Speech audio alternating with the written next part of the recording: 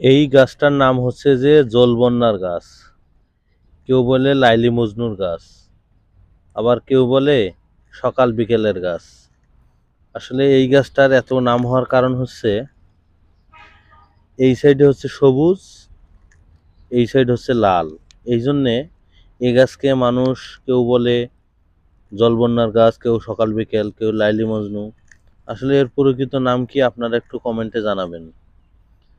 সৌন্দর্য গাছে থাকবে, এটাই স্বাভাবিক। প্রকৃতিতে সৌন্দর্য যদি না থাকে তাহলে আমরা সবাই সৌন্দর্য প্রেমিক হতে পারবো না।